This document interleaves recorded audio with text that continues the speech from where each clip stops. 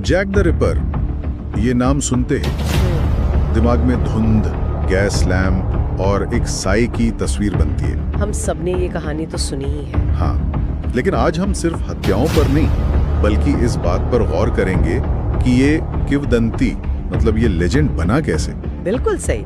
देखिए, ये कहानी सिर्फ कुछ अपराधों की नहीं है, ये इस बात की है कि कैसे समाज का डर, एक उभरती हुई मीडिया और पुलिस की बेबसी ने मिलकर एक गुमनाम कातिल को एक अमर मिथक में बदल दिया। तो चलिए शुरू से शुरू करते हैं। 31 अगस्त 1888 जब मेरियन निकोल्स की लाश मिली, उस वक्त तो ये एक और अनसुलझा मामला लगा होगा ना? हाँ, शुरुआत में तो यही लगा, लेकिन सिर्फ 8 दिन बाद एनी चैपमैन की हत्या हुई। अच्छा। और ये हमला पहले वाले से कहीं ज्यादा क्रूर था। इससे एक बात साफ थी कि हत्यारा सीख रहा था और वो ज्यादा साहसी हो रहा था। तो शहर में दहशत फैल रही थी, पुलिस की टीमें बन गई और अखबारों की सुर्खियां चीख रही थी, हत्यारा अभी भी फरार। और फिर कहानी में एक नाटकीय मोड़ आया, एक खत। वो खत जिसने सब कुछ बदल दिया। पुलिस को लाल स्याही में लिखा एक खत मिला जिस पर लिखा था फ्रॉम हेल। हाँ, और उस पर एक नाम था जिसने दुनिया को हमेशा के लिए बदल दिया, जैक द रिपर। एक मिनट, मतलब उस नाम ने उसे पहचान दे दी? बिल्कुल।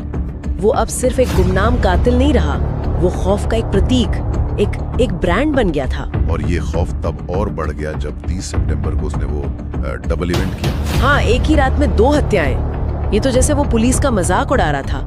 ऐसा लगता था कि वो व्हाइट चैपल के हर कोने को जानता है और रात के अंधेरे में धुएं की तरह गायब हो जाता है। एकदम। उसकी आखिरी शिकार मैरी जेन के लिए थी, जिसकी 9 नवंबर 1888 को हत्या हुई। ये सबसे क्रूर हत्या बताई जाती है। हाँ, सबसे भयानक। और उस रात के बाद जैक द रिपर गायब हो गया। बस ऐसे ही? बस ऐसे ही, जैसे अंधेरे ने उसे निगल लिया हो। तो पुलिस ने 2000 से ज्यादा लोगों से पूछताछ की। जी। डॉक्टर, कसाई, यहाँ तक कि शाही परिवार के सदस्य भी शक के दायरे में आए। जी। लेकिन कोई सुराग नहीं मिला, कोई गिरफ्तारी नहीं, कोई सबूत नहीं, मतलब कुछ भी नहीं। असल में यही तो इस रहस्य का दिल है। जैक द रिपर ने कोई चेहरा या पहचान नहीं छोड़ी, सिर्फ अपना खौफ और एक किंवदंती छोड़ी। तो इसका मतलब ये है कि ये किंवदंती हत्याओं से ज्यादा उसके नाम और उसके रहस्यमयी तरीके से गायब हो जाने की वजह से बनी। बिल्कुल।